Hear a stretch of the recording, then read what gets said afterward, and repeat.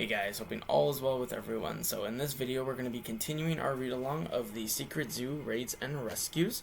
And last time we finished we completed chapter 16, so we'll be starting with chapter 17 today. And as always guys, thank you so much for watching and I hope you enjoy, and please feel free to follow along. Chapter 17, A Neighborly Visit. "Get up!" Solana said, keeping her shout to a whisper. The ring of the doorbell echoed through the house a second time. Solana stood and pulled Noah to his feet. "Someone's here," she said. "It could be the police."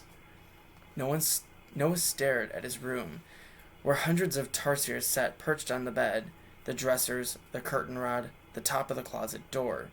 With their big eyes on Noah and Solana, they seemed to comprehend the new danger. On the floor lay 3 dead monkeys, and beneath them, blood was on the carpet. Ding dong! A third time now, the sound echoing up the stairs. Solana retracted all of her descender gear and dragged Noah into the hallway and then the bathroom. Beside the bathtub, Solana balanced him on his unsteady feet, raised her hand, and shot up a single quill from her knuckles. She swiped the point of the quill from Noah's neck to his ankle, slicing his clothes on the way. Then she pulled and twisted Noah out of his shirt and pants, leaving him standing in his boxer shorts, his heels against the bathtub. Despite his pain and dizziness, Noah's cheeks flushed as he realized he was nearly naked. Behind Noah, the roar of the shower started. Then he swung back into the spray, Solana gripping his shoulders. Water blinded him and filled his mouth, along with the copper taste of his blood. He lost his breath to the cold, and then was pulled out of the shower again, where he still stood blinking, his senses awake. Solana stripped a towel off the rack and tied it around his waist. Then she checked his nose and apparently saw it was no longer bleeding. "Go!" Noah almost asked, "Where?" And then he heard the doorbell ring again. He walked out of the bathroom and headed into the hall, leaving wet footprints in the carpet. "Get whoever that is out of here," Solana said. Noah nodded. He listened for the eeps of the tarsiers and realized he couldn't hear a thing. After making his way through the house, he opened the front door, and out on the porch stood Mr. Connolly, the neighbor from across the street who came knocking so often these days. "Noah?" Mr. Connolly said. "Everything okay over here?" Noah feigned a look of confusion. "The noise," Mr. Connolly said. "I was coming over to say hi to your parents, and I heard a terrible racket coming from your house. Your bedroom, it sounded like." "Huh? Oh, the music. I was in the shower with the stereo on. Sorry, I think my window's open a crack." Mr. Connolly raised an eyebrow and leaned a bit sideways to peer past Noah. "Your parents home?" Noah shook his head. "Mind if I come in?" Noah tried to protest, but Mr. Connolly wormed his way around him and headed into the living room. "Mr. Connolly, I don't think—" "Megan here?" "She's at Ella's." Mr. Connolly grunted. He looked around the room and then at Noah. With one side of his mouth frowning, he sized him up. "You sure everything's okay?" Noah nodded, a bit anxiously, he realized. Mr. Connolly waited a few seconds, then said, "How's everything at school?" It seemed totally weird for Mr. Connolly to ask such a casual question. Noah, after all, was standing almost naked in his living room, water dripping from his hair. "Okay, I guess." "No problems? Your teacher's treating you okay?" "Uh-huh."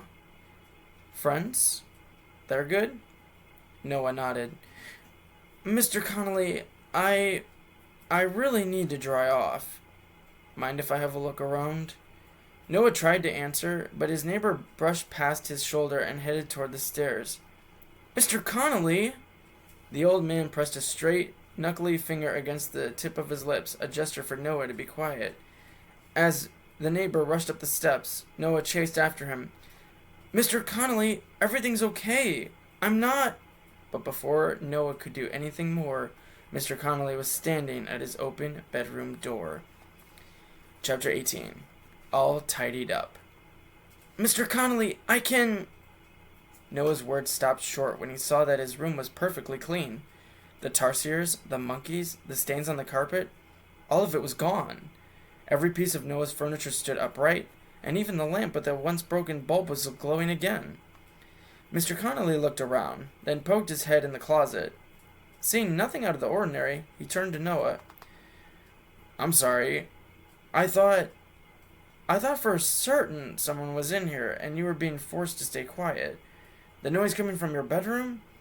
I've never heard anything like it." Noah walked over to his stereo, which had been turned on and now was playing low, and switched it off. "I had it too loud, so I could hear it in the shower. I'm sorry I freaked you out." Mr. Connolly's face flushed. "You see things on the news, kidnappings and stuff? Heck, we all thought it happened to your sister and she got trapped in that Jackson house. I guess I'm still jumpy." "I'm okay," Noah said. "If someone was here, I'd tell you right now. Believe me." The old man turned and left the room. Noah followed him through the house and to the front door, where he finally left after more apologies and explanations. Noah latched the door behind him and took a deep, needed breath. Then he ran up the stairs and burst back into his room, which was still empty, still perfectly clean. "Solana?" he said. Solana stepped to the doorway behind him, and Noah realized she must have been hiding in another bedroom. An instant after she appeared, so did a second person, who Noah recognized as a constructor, a person trained to use magic to repair damage caused to the outside world. In one of his hands was a small duffel bag, in the other a piece of velvet the size of a towel. "We all set here?" the constructor asked. "Think we're good," Solana answered.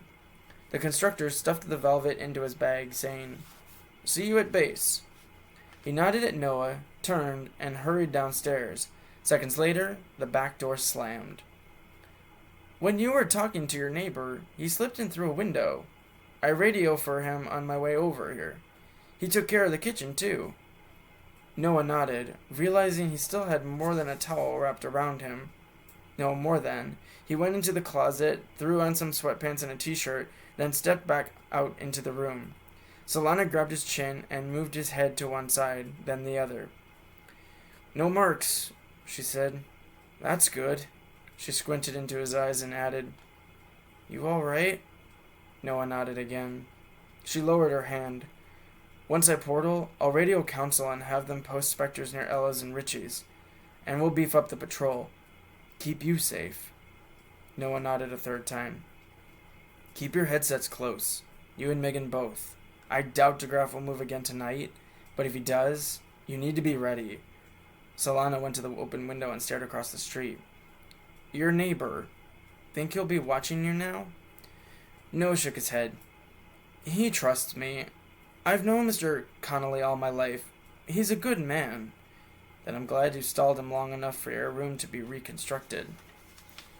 This confused Noah.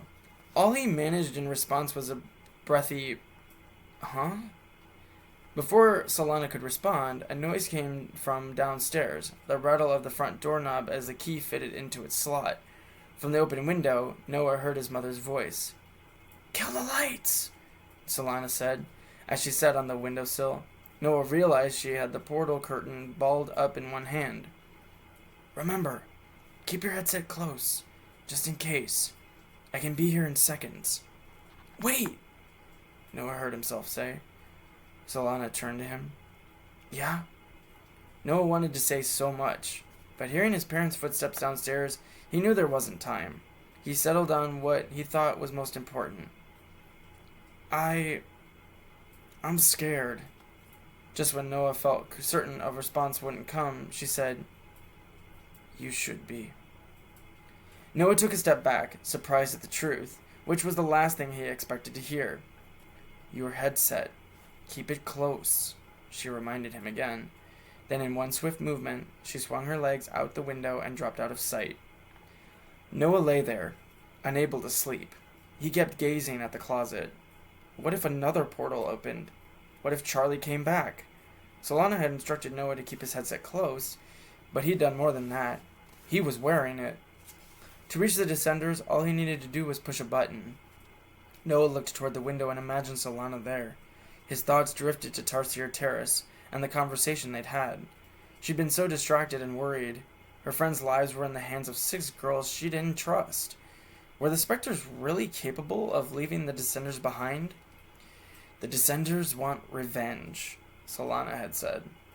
But the Spectres, they wanted even more. The idea of Sam and Hannah and Tamarin being abandoned made Noah sick. How many times had the Descenders come to his aid? If only Noah could help them now. But of course, Blizzard and Little Bighorn needed Noah just as much as the Descenders. And if the Scouts... He focused on a spot in the room. The Scouts. Richie, Ella, Megan, and him. 4 friends for 2 missions. He sat up and gazed at the floor. An idea stuck him, and he jumped to his feet and paced the room, thoughts swirling in his head. 4 friends for 2 missions. He walked to the window and looked out. When he remembered Solana and the way she'd come to his rescue tonight, he realized that he owed her the same. And I'll stop the video there, ending chapter 18. But I hope you guys enjoyed this video, and as always, thank you guys so much for watching, and I look forward to seeing you in our next video, continuing the Secret Zoo raids and rescues. But please take good care of yourselves, guys, and I hope to see you soon.